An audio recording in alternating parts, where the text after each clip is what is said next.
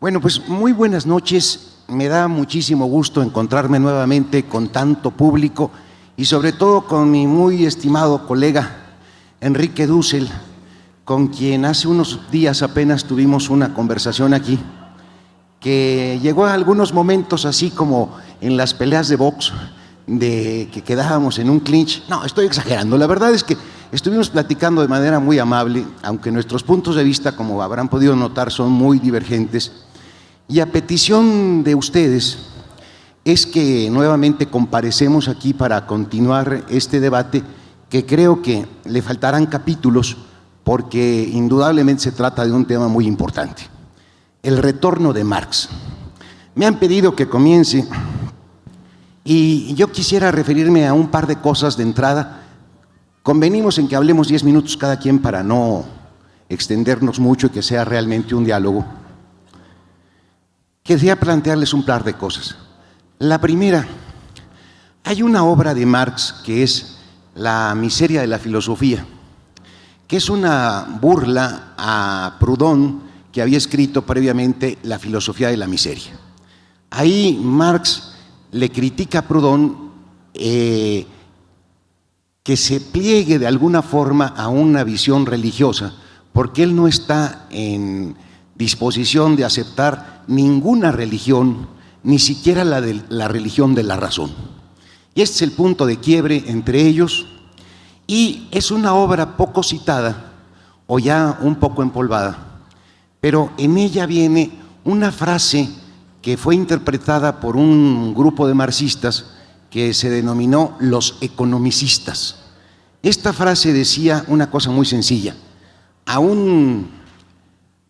una sociedad en la que existe molinos de viento le corresponde un modelo feudal, a una sociedad con un tipo de molino más evolucionado le corresponde una sociedad burguesa. Esta frase se tomó como una especie de visión mecánica de la historia, en que dependía la situación de distribución de la riqueza, de la producción, para que se estableciera de forma automática una cosmovisión, una visión del mundo. Y frente a esto reaccionaron algunos marxistas también, levantando una postura voluntarista, convencidos de que podían intervenir. Y quizá el más destacado de todos ellos fue justamente Ernesto Che Guevara, quien propuso una tesis para poder, a través del foco insurreccional, precipitar las condiciones en las que el capitalismo entraba en crisis y mostrar en qué medida era importante la praxis, la participación política, en fin. Hubo pues un momento del marxismo en que se cruzaron de brazos a esperar que las propias contradicciones del capitalismo presentaran los momentos de coyuntura, de debilidad del capitalismo, para entonces sí intervenir. Y hubo otras posturas que pensaron que a través de la praxis, que a través de la acción revolucionaria, se podían precipitar estos acontecimientos. Ahí se bifurcaron las posturas y luego siguieron evolucionando para un lado, para el otro. Nos encontramos con autores como Althusser. Para leer El Capital, él considera que a partir del segundo capítulo del Capital ya empieza propiamente el Marx científico, que todo el anterior es un Marx ideológico lleno de buenos deseos. Incluso el capítulo que la vez pasada platicábamos aquí, el de la teoría del valor, el del fetichismo de la mercancía, eran capítulos considerados todavía ideológicos. Este contexto pues nos muestra cómo después de Marx llovió un montón de teorías, y yo quisiera recordar hoy, para invitarlos a continuar más allá de Marx, que me parece que es a donde hay que llegar, un primer autor que fue Marcuse. Herbert Marcuse tiene un libro que es El hombre unidimensional, en donde plantea un fenómeno que él empieza a ver y que a Marx no se le pudo presentar porque no se dio. Un tipo de obreros que son obreros satisfechos. porque lejos del retrato de desigualdad terrible que retrató Marx justamente en las primeras páginas del Capital cuando habla de la jornada de trabajo, con jornadas de trabajo extenuantes y sin ningún beneficio de carácter social, Marcuse enfrenta una sociedad como la norteamericana, en que lejos de estar en antipatía con el modelo económico, como es una sociedad del bienestar para algunos en ese momento, resulta que el proletariado, que debiera de tener una actitud revolucionaria, es al contrario sumamente conservador. No estoy hablando de lumpen, no estoy hablando de quienes a cambio de 300 pesos de una tarjeta de un centro comercial venden su voto. Este es lumpen. Estoy hablando de obreros profesionales que están sindicalizados y que sin embargo no quieren destruir el modelo económico porque el desnivel les permite tener un nivel de vida que ya no les resulta tan desagradable y que entonces más les vale a su gusto vivir así. Esto plantea Marcuse e introduce un par de categorías que creo que son muy interesantes. Unas categorías que es la clase social como conciencia de clase. No importa tanto el sitio en el que se encuentre el sujeto dentro de la producción, si del lado de los que tienen el capital o del lado de los que tienen la fuerza de trabajo. Lo importante es la conciencia de clase. Y se puede tener una conciencia en sí y una conciencia para sí.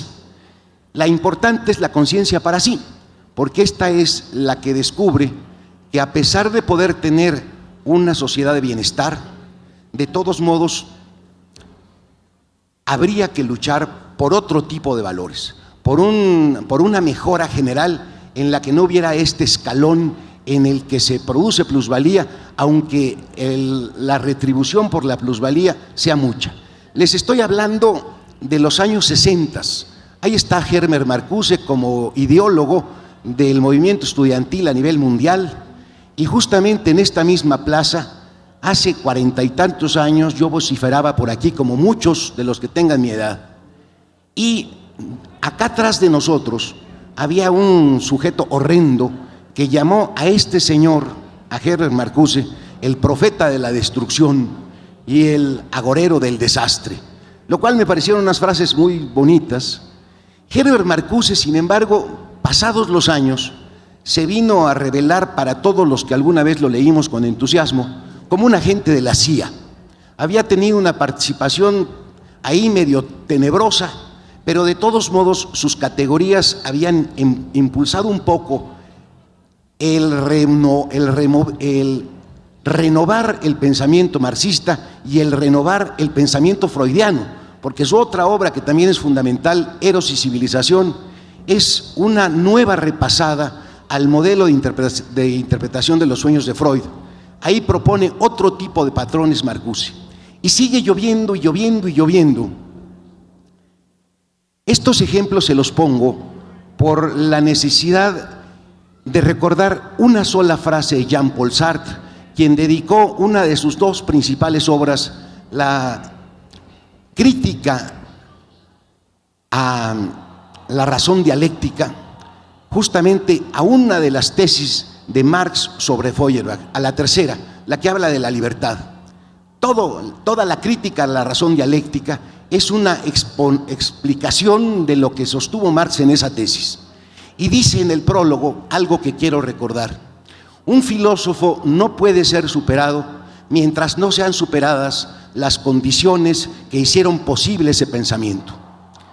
Y aunque siga habiendo ricos y pobres, no son ni los mismos pobres ni los mismos ricos, porque había pobres y ricos en la época feudal y había pobres y ricos en la época de la esclavitud, y esa condición no basta. Y creo que lo que se ha sucedido en los 150 años de Marx para acá es que sí se ha movido el mundo, sí han cambiado las cosas. La vez pasada les mencionaba la presencia del Internet, el factor del narcotráfico, el problema de la informática, que ya no es una mera revolución industrial lo que está exigiendo. No es que un obrero y otro obrero y dos obreros sean reemplazados por una máquina. Miles de personas están siendo reemplazados por mecanismos que se autorregulan, que sirven lo mismo, que han desplazado, por decirles algo, al ascensorista, porque ya todo es automático, que ya no hay quien levante la pluma en los estacionamientos, es automático, que ya no hay quien cobre, que ya no hay prácticamente seres humanos del otro lado, que podemos quedarnos en nuestra casa y desde nuestra computadora, comprar los víveres, trabajar, tener relaciones sexuales, ya no necesitamos salir prácticamente a la calle. Vivimos en una especie de solipsismo catatónico, cada quien ante una pantalla. Los vínculos de solidaridad, los contactos humanos han cambiado de una forma extraordinaria que no terminamos de comprender todavía hoy. Esta sociedad actual no puede ser entendida con un modelo que, me duele decirlo, se quedó, como todos los modelos, anclado al tiempo en que nació. Por muy visionario que haya sido Marx, por muy visionario que fueron los utopistas que le siguieron después, todos estos que hicieron alarde de imaginación, George Orwell, Aldous Huxley, todos ellos no pudieron prever un fenómeno ante el cual estamos tratando de descifrar qué nos pasa: el fenómeno del Internet. Una sociedad como la nuestra no puede responder con modelos del siglo XIX. Tiene que buscar otros mecanismos, otras formas de entender. La vez pasada les decía, ante esta complejidad, ojalá que naciera un Marx, alguien que con su genio pudiera pensar la condición actual, pero lo que no necesitamos, porque es el refrito del refrito, son marxistas. Necesitamos a alguien que vuelva a encarar las cosas desde la base y construya un modelo de una sociedad viable, lo mismo desde el punto de vista económico que político. Esa es mi propuesta.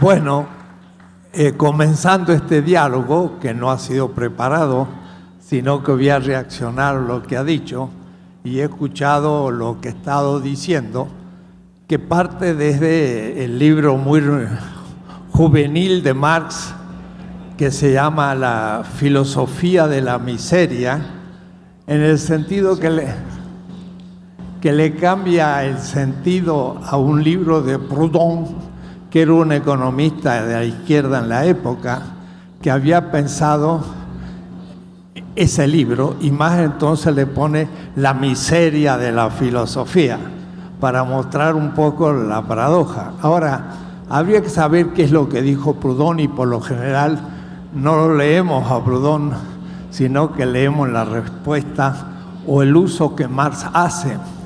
Proudhon era un economista que se proponía estudiar la economía en sus categorías esenciales. Entonces hace una descripción de cuáles son para él esas categorías y hace una historia de las categorías.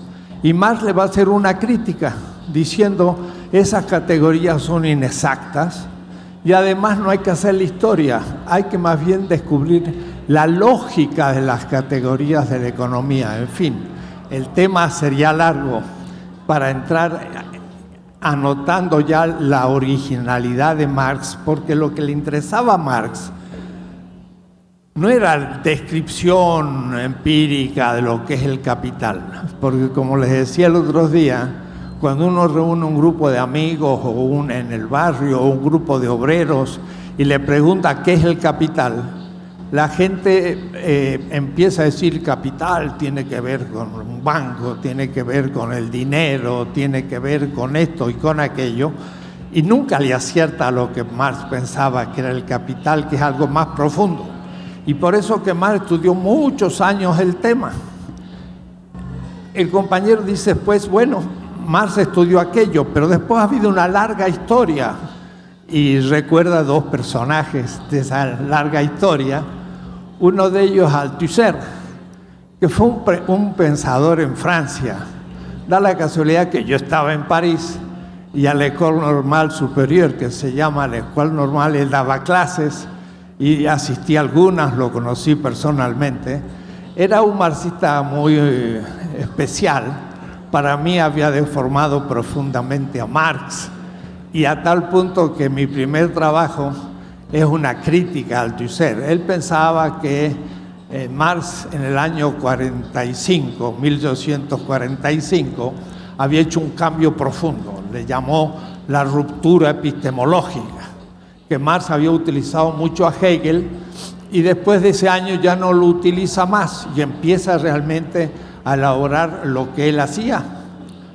Leyendo a Marx, muchos años después de 1845, en el año 1857, Marx en sus apuntes en Londres, en parte de toda una terminología hegeliana que Althusser había dicho que ya Marx se la había olvidado. Me di cuenta que el gran profesor de París, perdónenme que se lo diga, pero lo voy a decir sinceramente, era un irresponsable, que no había leído seriamente a Marx, por más profesor que estuviera en la Escuela Normal Superior. Y entonces, leyendo los Grundrisse, escribió un libro grande, como de 400 páginas, comentando lo que Marx hizo, y le puse para leer los Grundrisse, que es esa obra de Marx que yo comentaba, porque el libro de Althusser le había puesto para leer El Capital. Lo que pasa es que leyendo el libro ni siquiera habla del plusvalor. Y entonces, si un autor marxista va a explicar El Capital sin indicar el plusvalor, que sí que ni lo ha leído bien. Y entonces yo mismo escribí. Yo creo que Althusser no había terminado de escribir de leer El Capital, como decía aquí Paco, que hay que leer, que ya se animó a hacer un libro sobre El Capital y le hizo una crítica muy fuerte. Años después que yo escribiera esa crítica, Althusser en su autobiografía dice: cuando publiqué para leer El Capital, creí que me lo iban a destruir al libro, porque todavía estaba yo entrando al tema, pero fue un éxito extraordinario y pasó Althusser a ser un gran marxista. Pero él mismo dice: yo tenía temor de lo que iban a decir, porque realmente no había penetrado todavía. O es decir, había muchos marxistas que ni se habían dado cuenta muchas cosas las que habían escrito el Marx mismo. Marcuse, y nombraste a Marcuse, ese sí es un gran marxista alemán que trabajó a Marx sobre todos los manuscritos juveniles, que en el año 68 lanzó a un grupo en Estados Unidos a releer Marx y estudiar el marxismo. Recuerdan que, perseguidos por Hitler, un grupo de judíos, profesores, Adorno, Horkheimer y también Marcuse, debieron salir de Alemania y entonces fueron a Estados Unidos y hicieron un gran diagnóstico de la sociedad norteamericana. Podríamos seguir esa historia, que son una historia del marxismo.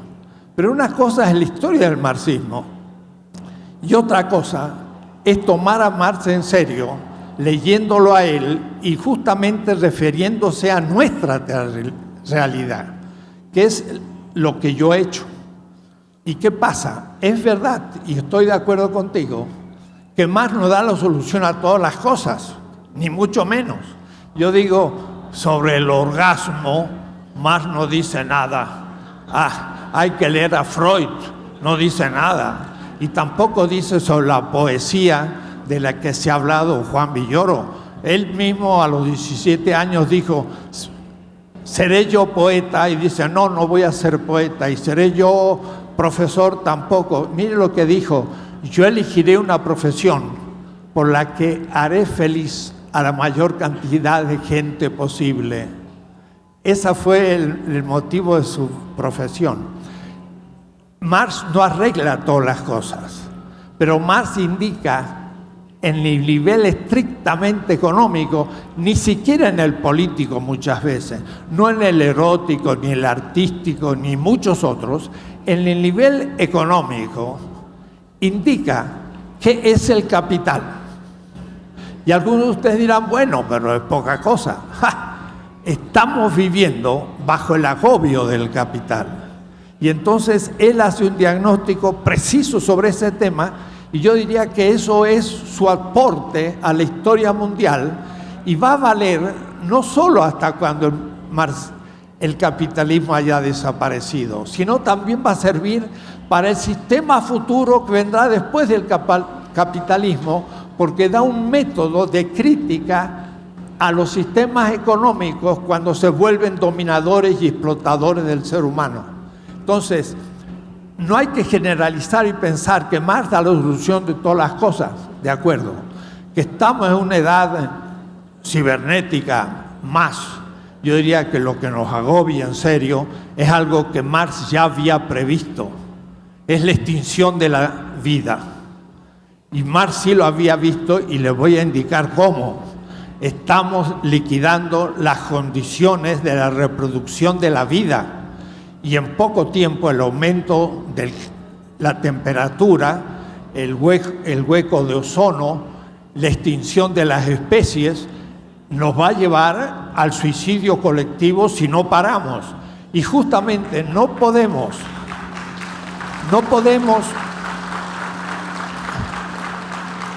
pensar en la afirmación de la vida como un criterio absoluto, ético y político, porque el capital nos arrastra en una lógica que ya no podemos poner el freno al tren que se está yendo al precipicio del suicidio colectivo de la humanidad.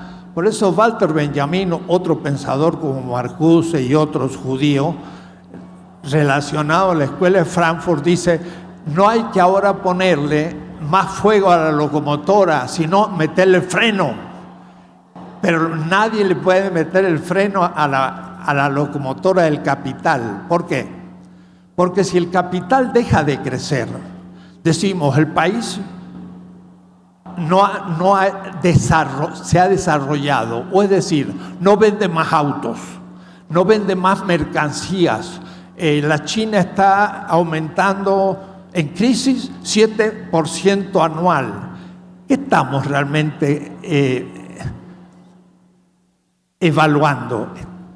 Estamos evaluando el aumento de la producción de mercancías que cumplen no siempre con las necesidades fundamentales, sino de lujo. Un auto pesa 6.000 kilos, uno normal, y lleva 60 kilos y va por la ciudad. O es decir, tiene eficacia de 1% de su peso. Estamos transportando 6.000 kilos para transportar uno. ¿No sería mejor un monopatín eléctrico público en el que yo saliese del medio público, me subo un monopatín que tiene 10 kilos y yo peso 60, por lo tanto un 600% de eficacia y no el 1%, y tomaría el monopatín desde el metro a mi casa y lo dejo en la puerta, y el siguiente toma el monopatín y se va pues al súper, y el otro toma y va a la... Y tenemos puros medios colectivos. ¿Por qué no hacemos eso? Porque se vendría abajo la industria del automóvil, que necesita vender más. ¿Por qué? Porque el criterio... Para turnarnos.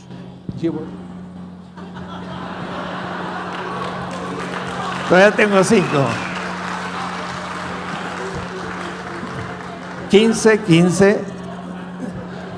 El criterio del capital es o aumenta la ganancia o hay una tasa de crecimiento de la ganancia. Si la ganancia decrece, el capital quiebra. Entonces tiene que aumentar. Pero si aumentar supone la extinción de la vida, no le interesa extinguir la vida, tiene que seguir produciendo. Y esto se hace, y Marx lo explica muy bien, dentro de el proceso de la competencia, como ya indiqué. La cuestión no es la tecnología. La cuestión es que cuando 3 capitales compiten, el que produce con menos valor, o es decir, con menor precio, es el que vende. Pero para eso hay que tener buena tecnología, buena para el aumento de la tasa de ganancia. Y entonces, yo utilizo cualquier tecnología. Por ejemplo, quemo el petróleo. Pero el petróleo es un bien inmensamente positivo para hacer muchas cosas, pero no para ser quemado.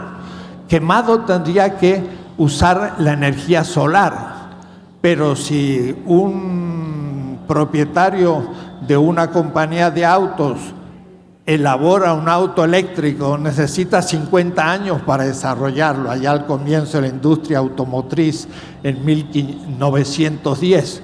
El otro usa de inmediato quemar petróleo y ya lo fundió. Y desapareció el que quería tener un auto eléctrico.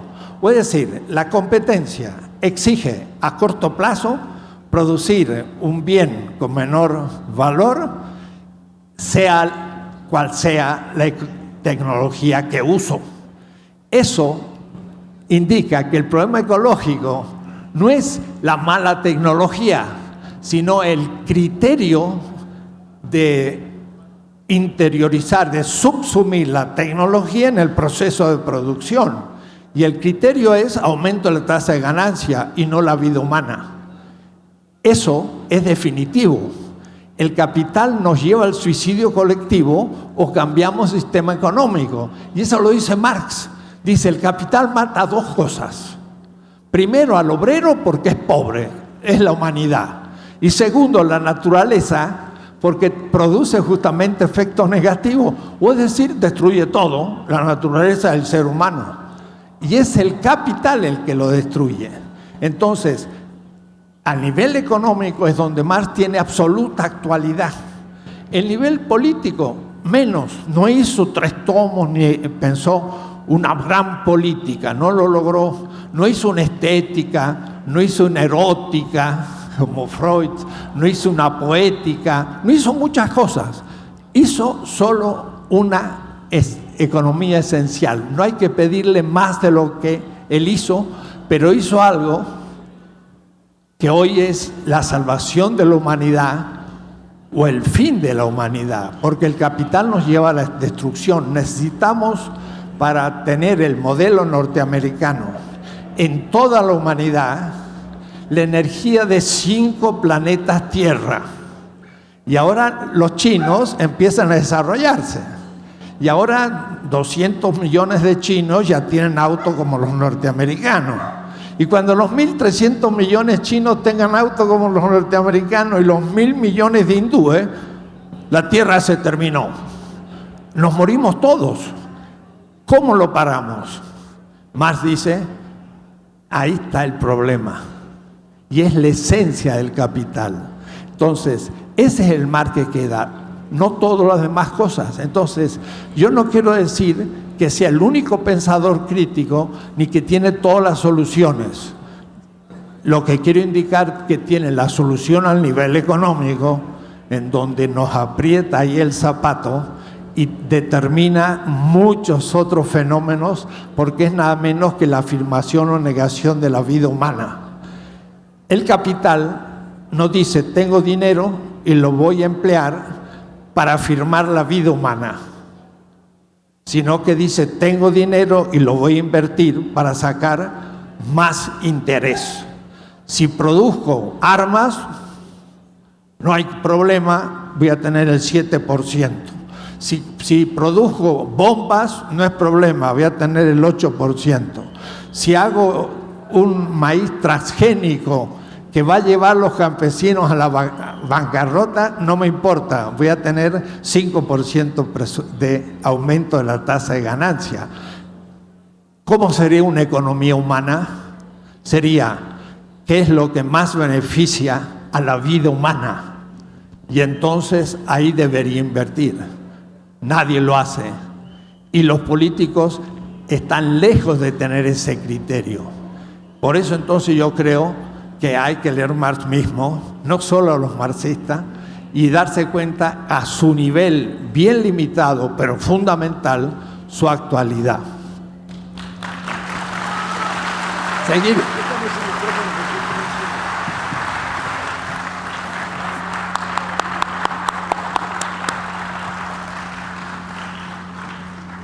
Me da mucho gusto que Enrique plantee finalmente las cosas en su sitio, porque si discutiéramos la filosofía de Marx, tendríamos que meternos con la idea de hombre que aparece en los manuscritos que él mismo contradice en la ideología alemana diciendo que no es que los hombres les falte por ser, sino tal y como los hombres están presentes y como actúan, son justamente lo que son. Lo que son coincide con su producción, tanto con el modo como trabajan como aquello que producen.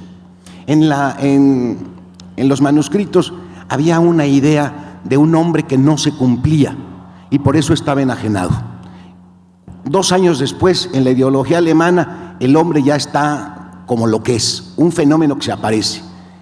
No vamos a discutir filosofía hablando de la dialéctica, si esta forma simplista de ver a través de triadas la realidad es de veras la estructura racional del universo o no lo es.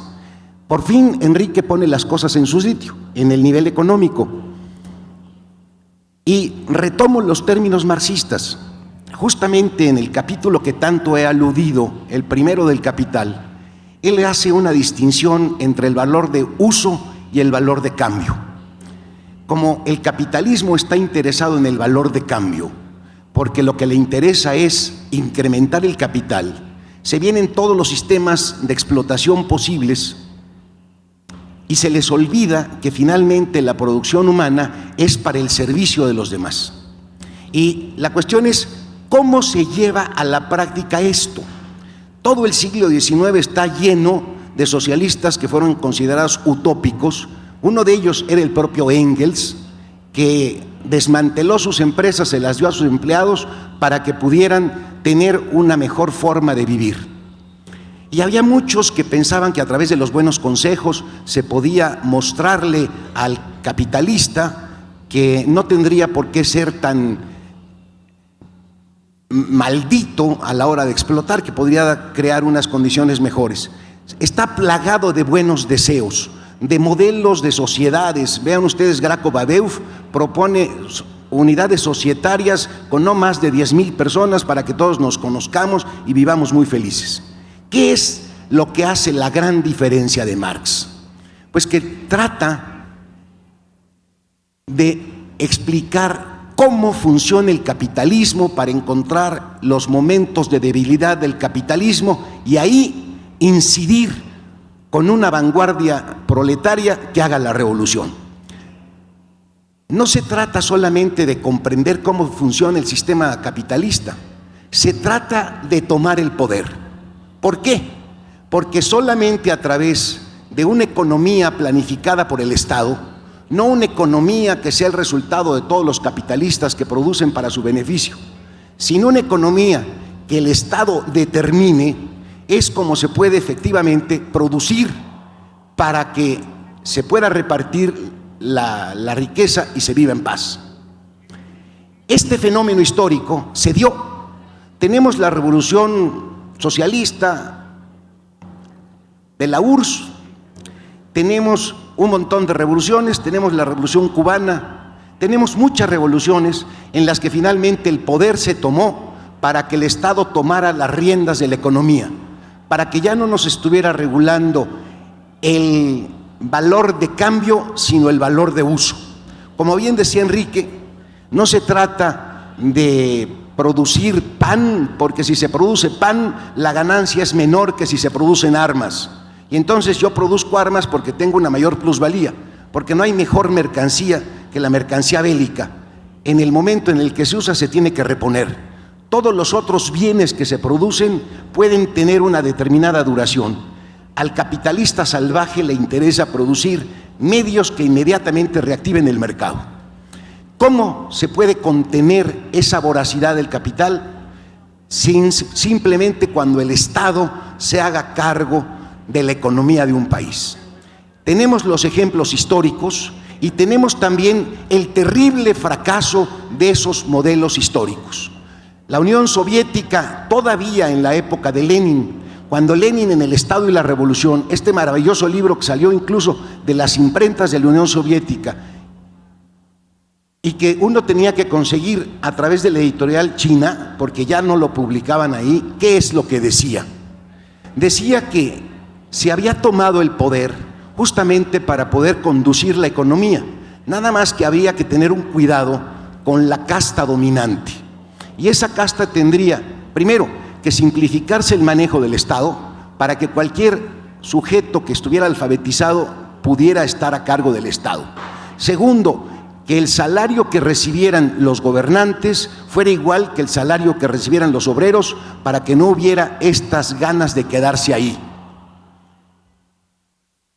Muere Lenin y sube Stalin, y empieza quizá la peor época en la que un gobernante explota con los héroes del trabajo sin retribución a los obreros rusos, pues. Y de ahí para acá se vino deteriorando hasta que se destruyó la Unión Soviética. Ese fenómeno es la puesta en escena justamente de la economía realizada del marxismo, un Estado que pudiera controlar cuáles son las metas de la producción, un Estado necesariamente totalitarista. ¿Cuál es el problema? Me tocó la suerte de poder hablar con un extraordinario marxista que era Adolfo Sánchez Vázquez, cuando justamente cae la Unión Soviética. Se presentó en un montón de foros en televisión a hablar de una cosa a la que él llamaba el marxismo real frente al marxismo teórico. Y fue ahí donde de plano las categorías a mí se me reventaron, porque la filosofía de Marx no era un pensamiento para el pensamiento, era un pensamiento para la acción, y en la acción había fracasado. ¿Por qué fracasó? La hipótesis que yo lanzo es que Marx estuvo demasiado influido de una visión bobalicona, herencia de Rousseau. Rousseau pensaba que el salvaje era bueno y cuando entraba en la sociedad se maleaba, que la sociedad lo volvía egoísta, que la sociedad lo volvía esto que somos, sujetos que solamente ven para su propio santo. El Emilio de Rousseau tuvo un enorme peso en la creencia de que bastaba simplemente con tomar el poder para que a partir de ahí un grupo de ángeles dominaran un país. La verdad es que no hay ángeles, la verdad es que somos una punta de canallas y no ha habido manera de demostrar que el pueblo es bueno. Al pueblo lo único que lo contiene es la educación, y es ahí donde no se ha puesto el énfasis suficiente. Pensar que vamos a tener un líder, un representante que vele por nosotros, entregar el poder a alguien después de habernos sacrificado para obtenerlo, confiando que va a llevar bien el plan, es un experimento histórico que ha fracasado en todos los casos. Habría que buscar de raíz un modelo diferente. Insisto. Gracias. 10 y 10. Yo uso 10 y tenemos más tiempo. Bueno, ya pasamos a otro nivel. Es al nivel político. Entonces, yo quiero primero indicar que el Marx económico es actual.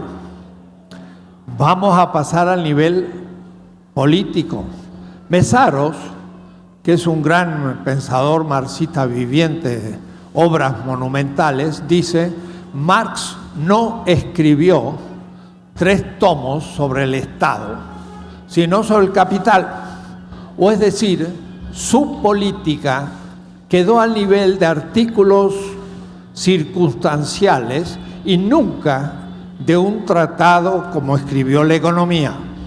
Entonces, yo digo, ahora sí, Marx en la política no desarrolló su pensamiento de manera tan precisa y definitiva como lo hizo en la economía.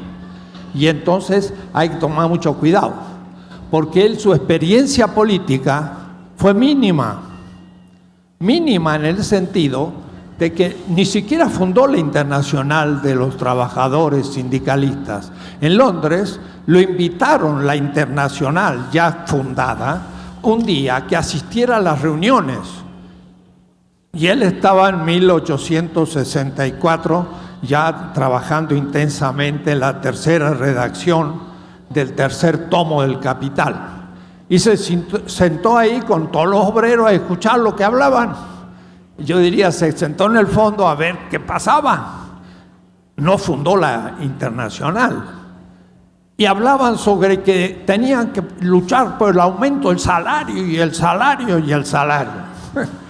Entonces, al fin de la reunión, él dijo: mire, si ustedes quieren, la próxima les quiero exponer un poco el tema del salario, porque justo lo estaba trabajando en el tercer tomo del Capital.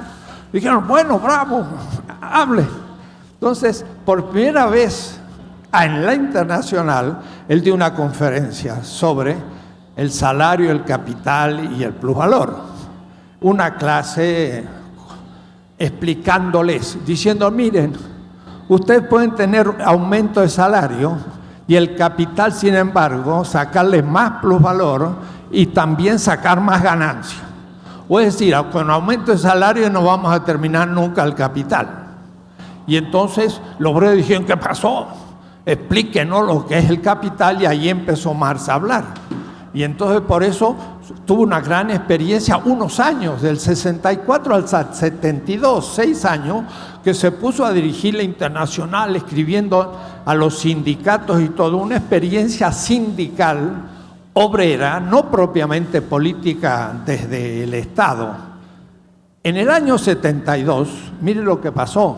Él dice: yo tengo que terminar el capital y no puedo, no tengo tiempo, es siempre pobre, siempre... Y era dirigente de la Internacional. Y la Internacional se fue a New York, dejó de estar en Alemania. Y él dijo: tengo que elegir entre la Internacional o el libro El Capital. Y aunque ustedes no crean, eligió en el libro El Capital y mandó la Internacional a Nueva York, que se va a morir. La Comuna había hecho una gran experiencia años antes en política y él creyó que era como el origen de algo, pero nunca escribió un tratado sistemático de la política como no hizo en la economía. Dice, por ejemplo, en El Capital: imaginémonos la asociación de hombres libres, de seres humanos libres, que trabajaran primero en la comunidad, no dice la colectividad, y después que planificaran socialmente, nunca dijo pública ni estatalmente. Y entonces hablaba del socialismo, pero como un horizonte, como nosotros podemos decir: es necesario cambiar el mundo. Cambiar el mundo es posible. ¿Quiere decir que tenemos un modelo? Para nada. Es un horizonte que nos abre posibilidades. Marx nunca supo lo que iba a ser el socialismo. Y tampoco lo sabía Lenin. A tal punto que cuando hizo la Revolución de Octubre dijo: todo el poder a los soviets. Y todo el mundo empezó a discutir, los consejos obreros, a discutir todo. Si había que tener Estado, no tener Estado, si tenía que haber ejército, no tener ejército. Y durante 2 años estuvieron las discusiones y se venían los ejércitos europeos y lo que era la Unión Soviética naciente con Lenin no podía ni siquiera formar un ejército porque todavía no se había discutido si íbamos o no a tener ejército. Y entonces Lenin, con un principio práctico, dijo: un momentito, tenemos que definir las cosas. Y fue el NEP, Nueva Política Económica, 1921. ¡Shah! Salió el socialismo real. Cuidado, el socialismo real nunca lo pensó Marx. Y más lo criticó por anticipado. Dijo en los Grundrisse: ¿quieren ustedes indicar el precio de las mercancías y reemplazar el dinero por un dinero horario? O es decir, este pan cuesta 15 minutos, la cerveza cuesta 45 minutos, el auto cuesta 400 horas. Dice: ¿y quién va a determinar el valor de las horas? Se va a transformar, dice, en un banco, dice el pontificado de la producción. Y era justo lo que va a hacer la Unión Soviética. Marx criticó el socialismo real antes de su existencia, pero nunca dijo cómo iba a ser. De tal manera que no solo como tú lo has criticado, yo lo criticaría más duramente todavía al socialismo real. No fue nunca confirmado ni al nivel de la empresa, ni al nivel del Estado, por el pueblo ruso, ni por los trabajadores de ninguna empresa. Fue la burocracia la que dirigió el proceso. Eso fue el socialismo real. Marx nunca lo pensó y tampoco Lenin llegó a ver lo que iba a acontecer. Es decir, Marx no es responsable de la realización política porque no llegó a tener la experiencia. ¿Qué es lo que hay que hacer? Ahora sí, nosotros tenemos que formular una política homogénea como él hizo la económica. Eso es lo que hago yo. Tengo un librito que se llama 20 tesis de política y léanlo, dice así. Marx escribió El Capital y justamente puso, primero, la diferencia entre valor de uso y valor de cambio. Y porque hay valor de cambio puede haber ahí injusticia y ahí empieza el problema económico de la explotación. ¿Cómo se diría eso en la política? Nunca lo pensó Marx. Mire cómo se dice para debatirlo. El poder no es dominación. Y ahí me gustaría discutir con Lenin, el Estado y la revolución. Si el poder es dominación, ninguna persona honesta puede entrar a la política, porque como es dominación, ¿por qué voy a dominar a los otros? Eso lo dije yo ante 50 profesores en Estados Unidos con Wallerstein, Immanuel Wallerstein. Le dije, la visión negativa del poder en la izquierda es falsa. El poder es, como dice los zapatistas, los que mandan, mandan obedeciendo. Y eso es ejercicio del poder. Y como dice Evo Morales, yo ejerzo un poder obediencial. Y cuando miren, cuando me nombraron por un añito para tener que agarrar una universidad convulsionada como era la Universidad Autónoma de la Ciudad de México, me nombraron rector. Y yo dije, miren, yo aquí estoy para el servicio de la comunidad y yo voy a ejercer un poder obediencial.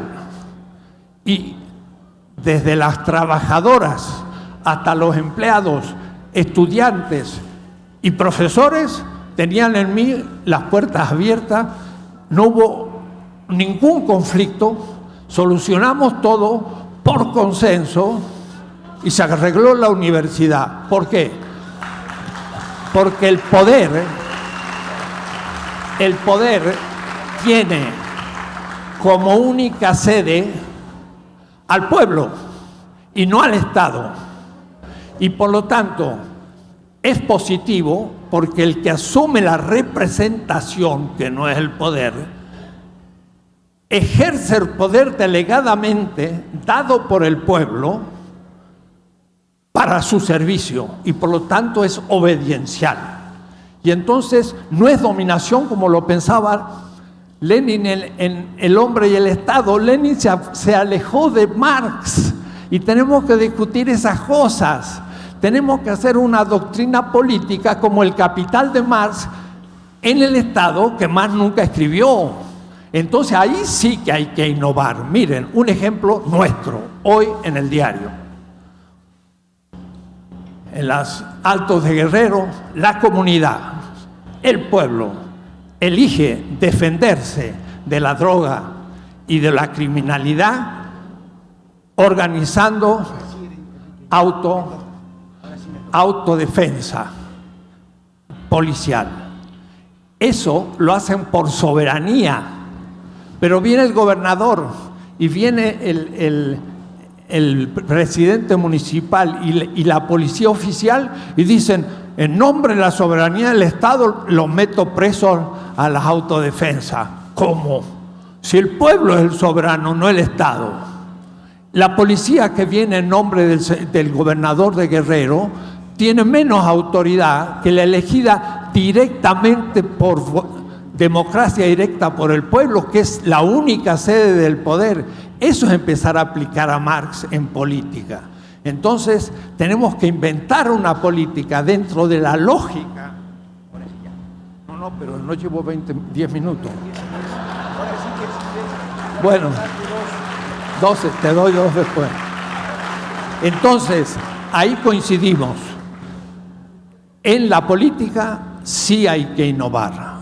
Marx no logró tener definitivamente una experiencia. Además, para terminar, la gente dice, vamos a tomar el poder.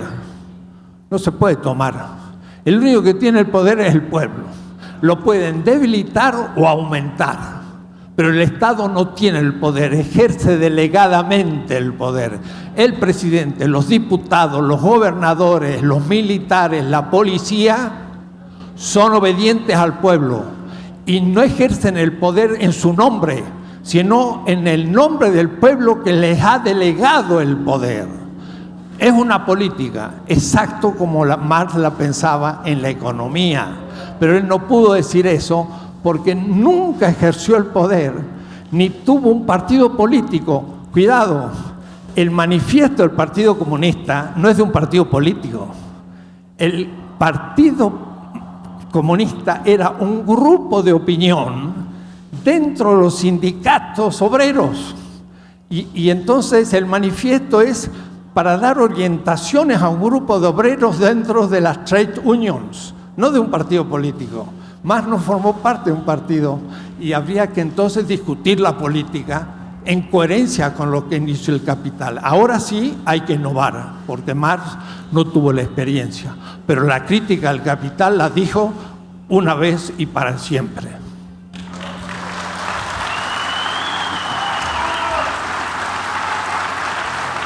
¿Podrás en 6 minutos? Puede, más o menos.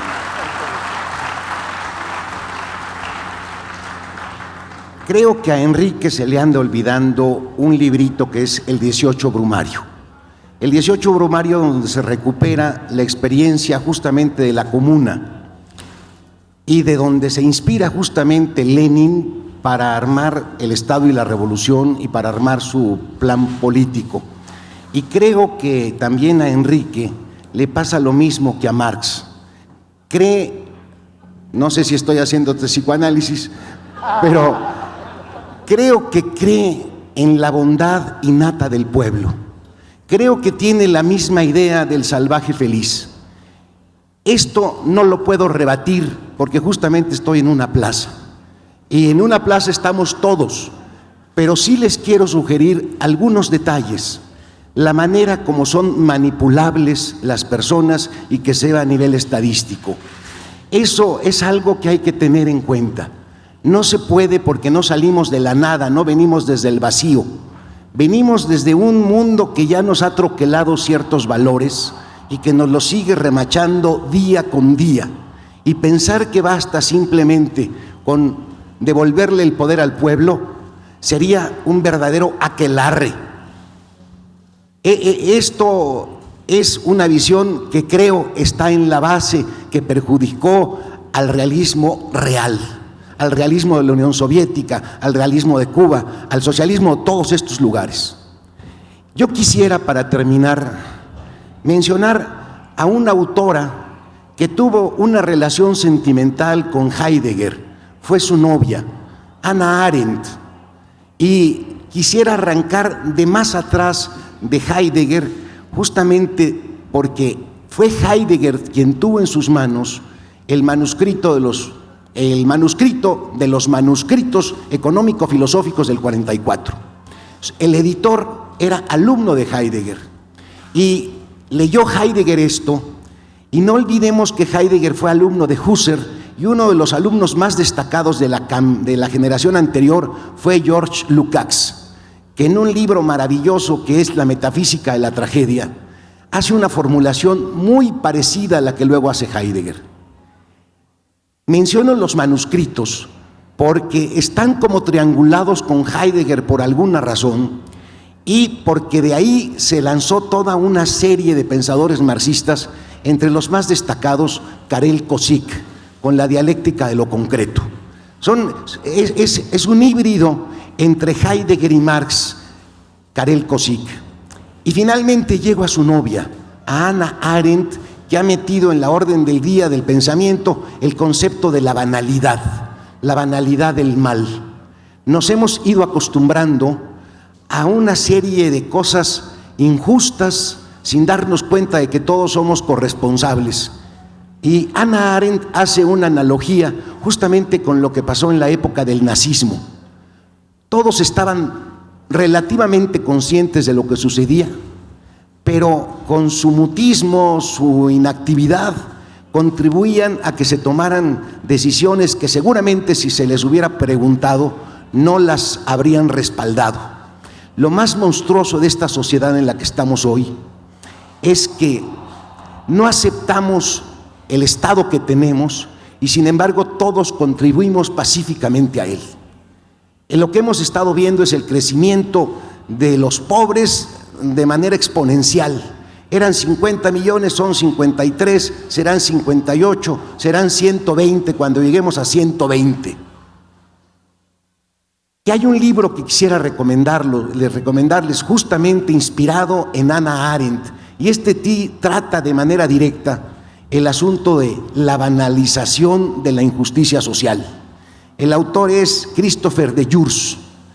Este psicoanalista, no afiliado necesariamente al marxismo, deja ver justo en la sociedad en la que estamos hoy y de la que tendríamos que sacudirnos, y creo que hay algo irrebatible en Marx, esa actitud con la que quiso hacer de la teoría un arma que realmente fundamentara la acción de un pueblo sediento de justicia. Esto no se lo puedo rebatir y es en lo que comulgo con Marx, con lo que comulgo con todos los pensadores revolucionarios, con todos los pensadores de izquierda. Si por algo tenemos que esclarecer el mundo, no es simplemente para nuestro contento, para nuestra diversión, para nuestra ilustración. Tenemos que esclarecer el mundo y por eso debemos de apelar a la esencia de las cosas, porque si no las comprendemos bien, si vamos con prejuicios, si tenemos supuestos, compromisos teóricos, no vamos a poder plantear una solución al tamaño del problema actual. Yo creo que hay que repensar de nuevo las cosas y Marx, entre muchos otros, es un pensador que contribuye con sus teorías. Pero basarnos en Marx, perdónenme, creería honestamente que sería lastrarnos. Hay que emprender un vuelo mucho más elevado, un vuelo a la altura de una sociedad como la que tenemos, en donde, insisto, uno de los factores que ni siquiera han sido suficientemente pensados es la manera como está siendo transformado el hombre por este vínculo de comunicación extraordinario que es el Internet. Alguien que se atreva a pensar todas las cosas, pero las cosas de hoy, no las cosas del siglo XIX, aunque tengamos que nutrirnos del siglo XIX y del XVI y hasta de la presocrática, pero dar una altura congruente, consistente al nivel de los problemas de hoy. Les agradezco muchísimo su asistencia.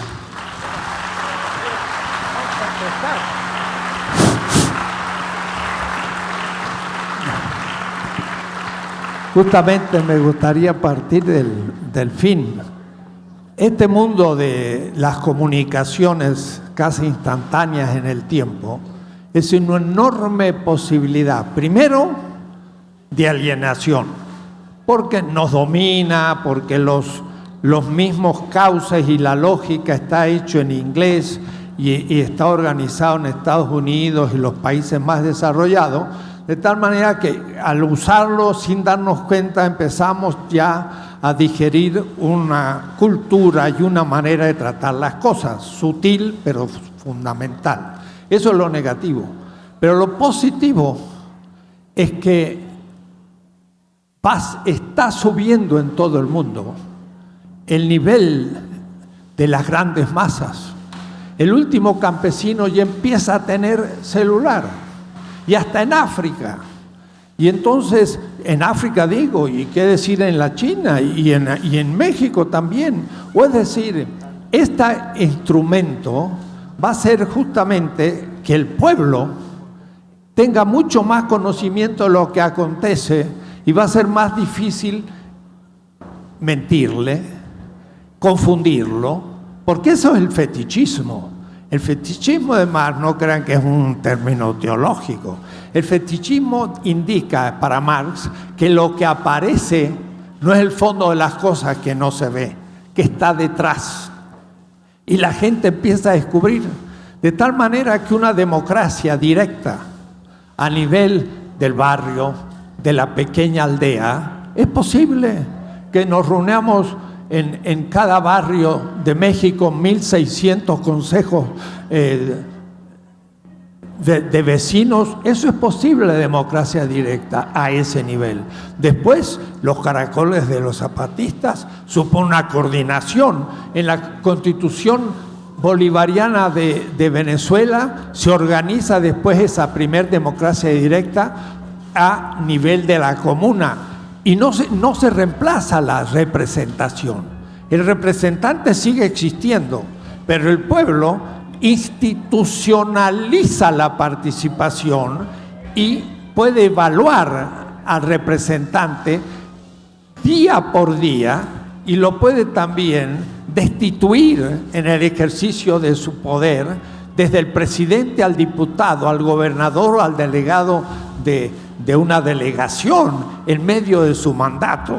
Quiere decir entonces que estamos en vísperas, sí, yo pienso, de una gran revolución de la subjetividad popular. Y hablando de Heidegger también hablaba del pueblo, lo único que se fue a la derecha, se fue con Hitler y, claro, hizo desastres. Y Hannah Arendt, que fue alumno de Heidegger, después se fue a Estados Unidos. Y en eso también habrá que dialogar con Hannah Arendt.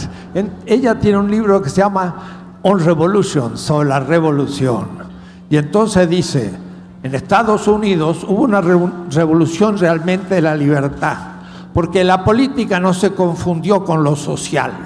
Y entonces se logró una constitución respetable en Estados Unidos. En cambio, la Revolución Francesa mezcló la política con lo social. Estaban los sans-culottes. Sans-culottes significa la gente que no usaba ropa interior de tan pobre que era. Y entonces la Revolución Francesa se hace social. Y la Hannah Arendt dice, no hay que mezclar la política con lo social. Y yo digo, ¿cómo no la va a cambiar? Y no entro a la crítica de Hannah Arendt, pero se fue hacia el liberalismo. Entonces, de los autores que tú has nombrado, también podemos empezar un largo proceso de decantación política para pensar que sí, hay que innovar, pero hay que innovar con claridad económica. Tenemos que pensar en un pueblo que sea más participante, que la participación se institucionalice, miren qué notable, eso habría que explicarlo, para que entonces los representantes sean vigilados. Un ejemplo para terminar, en Noruega, todo juzgado tiene un representante de la comunidad, que no sabe nada de derecho, pero los lunes tiene que ir y se le paga para eso, para preguntar al juez cómo van las cosas, a los abogados defensores, a los reos, ¿está todo bien? Se va a su casa. Si alguno dice, me han extorsionado, me han pedido algo, llaman a una auditoría y destituyen al juez. ¿Qué le parece la presencia del pueblo en todos los juzgados, desde la Suprema Corte elegida por el pueblo y no por el poder legislativo y ejecutivo? No se imaginan un Estado muy distinto, pero realista, nada ideal. Eso hay que pensarlo. Y en eso más no podía tener ninguna idea. Estaba en el siglo XIX. Y en el siglo XX sí podemos pensarlo. Y yo estoy con el uso de los medios de comunicación, las redes sociales, pero cuidado, también hay que ver el contenido que se da a través de esos instrumentos y cuáles son los criterios que se usan, porque como tal trae los peores maleficios y los grandes beneficios. Hay que tener entonces una política acerca de estas cosas. Estoy por la actualidad de Marx en la economía y siguiendo sus pautas éticas también en la reforma de la política. Pero necesitamos una nueva política, y en eso sí América Latina está avanzada. Evo Morales es uno de los más interesantes expresiones de la política contemporánea mundial, donde el problema ecológico para él es fundamental, donde ninguna transnacional puede tocar la tierra, y entonces eso es constitucional, donde realmente el 70% de los indígenas, que es Bolivia, que estaba fuera de la realidad, hoy integra el país, donde la comunidad tiene sentido. Y entonces Hugo Chávez también se nos murió muy pronto, pero Venezuela también dio grandes avances, también tiene procesos de corrupción como en otras partes, no son ángeles, están dentro de la condición humana. Pero en fin, hemos empezado el diálogo, vaya a saber cuándo lo continuamos, pero espero que ustedes hayan escuchado algo.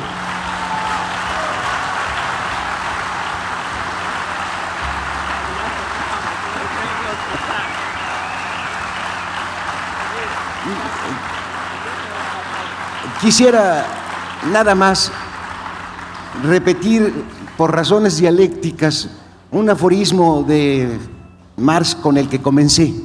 Los filósofos se han contentado con contemplar el mundo cuando de lo que se trataba de transformarlo. Años más tarde, Costas Axelos, otro filósofo, dijo: los marxistas se han contentado con repetir a Marx cuando de lo que se trataba era de transformarlo. Y yo quisiera hoy, para terminar ya, y no vuelvo a hablar, lo juro, dar un nuevo giro a esto. Todos los que han hecho teoría se han dedicado a deformar las cosas cuando de lo que se trataba era de trastornarlas. Muchas gracias.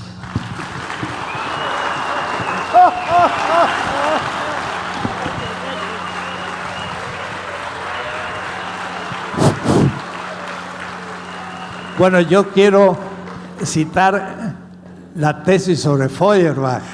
Marx dice: los filósofos se han ocupado de interpretar las cosas. Él no dice solo de, sino de interpretar las cosas. La cuestión es transformarlas, con lo cual no dice que no hay que interpretarlas, sino que hay que interpretarlas y modificar la realidad y transformarlas. Las dos cosas, no solo una, porque una sola no funciona sin la otra. Esa es parte del debate, pero seguiremos.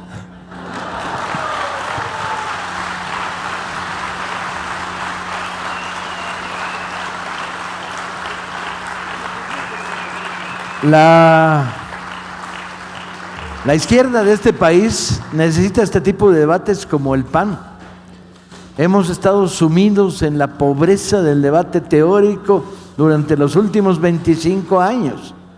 No puede ser que haya renacido el nacionalismo progresista, de izquierda, juarista, cardenista, sin que hayamos debatido cuáles son sus límites, sus enormes virtudes, sus defectos. Y ahí están, sin que nos sentemos a discutir estas cosas. No es posible que no haya habido en los últimos 20 años una revisión de qué pasó con la segunda oleada de la Revolución Latinoamericana, la de fines de los 60, y en qué triunfó y qué fracasó. No es posible que no estemos analizando la experiencia práctica del socialismo. ¿Dónde, cómo, qué produce, qué no produce?